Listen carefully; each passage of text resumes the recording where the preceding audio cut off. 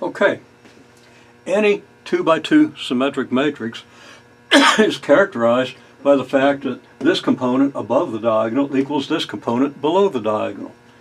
Well, if we just call that component B, this component has to also be represented by B, so right there we've made this a symmetric matrix. And this can represent any symmetric matrix. Whatever number's here, that's going to be B.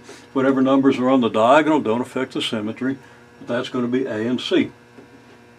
Okay, they're the real eigenvalues. We take the determinant of this matrix minus lambda times the identity matrix, and we get this. Now, I'm going to expand this product of the two binomials, and we're going to incorporate b squared, and you can verify very easily, just multiply things out, that what we get is lambda squared minus the quantity a plus c lambda plus ac minus b squared. And that's got to be equal to 0 in order for lambda to be an eigenvector, an eigenvalue. Okay, well, what are the solutions? Well, it's lambda squared here, lambda here, your constant terms here, b and c are both constants, so this is going to be constant. A plus c is just another number, it's multiplied by lambda. So your quadratic formula, which you ought to be completely familiar with now, is going to be what? Negative whatever's in front of your first power. Negative of negative a plus c is a plus c. Plus or minus the square root of that thing squared. Minus 4 times the coefficient of lambda squared times the constant term. And there it is. Coefficient of lambda squared here is just 1. So right there is your discriminant. And then you can divide that by 2 times the coefficient of lambda squared, but the coefficient of lambda squared is 1. So you're just getting a 2 here. Now, I didn't really have to explain that to you. I could have said, just write it down. And you would have obtained this. And then we just expand the a plus c to evaluate the discriminant. And why are we focusing on the discriminant? We're trying to show that you get real eigenvalues. Well, clearly a plus c over 2 is real. So lambda is going to be real as long as you have a non-negative number under this radical. If you get a negative number under here, it's game over. We haven't proved it. It's going to be false if we've done this right. But if we do it right, it's going to be true. Okay. So here is lambda. And we want to look at the discriminant. Okay, here's the discriminant. Okay, it's a squared plus 4b squared plus c squared minus 2ac. Because, of course, I didn't do the simplification here, unless maybe I did. I don't think I did. 2ac minus 4ac is negative 2ac. Okay. Now, we can rearrange this, and this is where we've got to do a little bit of tricky algebra. But we can rearrange this to where we have our a squared plus c squared minus 2ac here. And we have our 4b squared here. Now, what does that do for us? Why would we do this rearrangement? Well, I'm not sure people are doing enough algebra these days, because people just don't pick up on this sort of thing, and it's kind of difficult to pick up on, and it's impossible to pick up on if you haven't used special products and so forth. That's something people need to do more of. Anyhow, you should recognize that. That's just a perfect square. That's a minus c quantity squared. It's one of your special formulas. And if you don't see that, you haven't used your special formulas enough, so become alert to that. Okay, well, so we got a minus c quantity squared plus 4b squared. And I claim that that has to be greater than or equal to 0. Okay. Now, how can I claim that?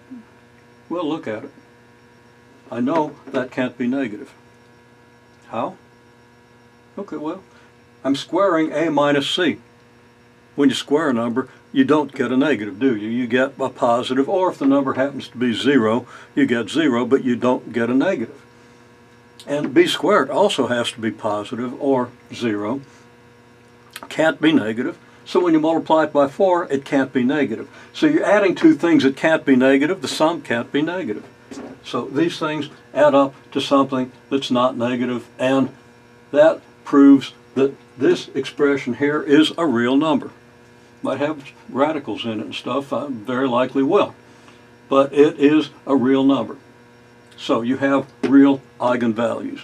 Now I haven't proven that you have a complete set of eigenvectors, and lots of stuff I haven't proven. I don't have time to prove everything because we're mixing ourselves in with a lot of details that we could skip if we could do everything symbolically, but we're not to the stage, not at the level of this course to do that. Okay? And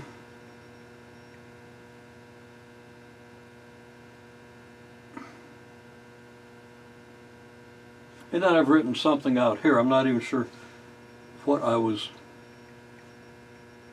thinking, but just another way to see that this discriminant has to be positive.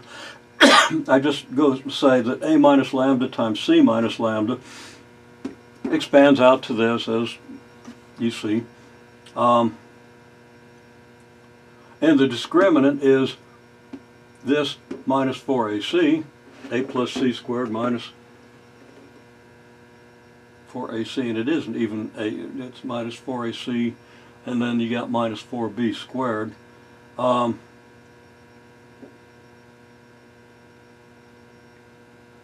So this needs to be changed. I'm not gonna reason that. You should have a minus 4b squared there. You should have a minus 4b squared, minus a negative 4b squared, minus a negative 4b squared here, a plus 4b squared here, a plus 4b squared here, and then this equals this plus 4b squared, and it's greater than or equal to 0, and it just, you know, mimics this. This is a little more elegant anyway, so we'll stick with this. But you see what you have to do, patch this up. Just put your plus 4b squared on here and follow the reasoning. Okay. Well, that's it. Again, the big idea is here. If you've got a symmetric matrix, as we just proved, you get real eigenvalues. And each of those eigenvalues gives you an eigenvector. And if the eigenvalues are repeated, it turns out you get two eigenvectors for that repeated eigenvalue. If this factored into lambda minus 6 times lambda minus 6, which it would if you had the right numbers in your matrix, you would get repeated eigenvalues. The eigenvectors that we get are orthogonal. Each eigenvector maps onto a multiple of itself, that multiple being the eigenvalue that gave rise to the eigenvector. Okay, the eigenvectors are orthogonal. They can be orthonormalized anytime this is a symmetric matrix.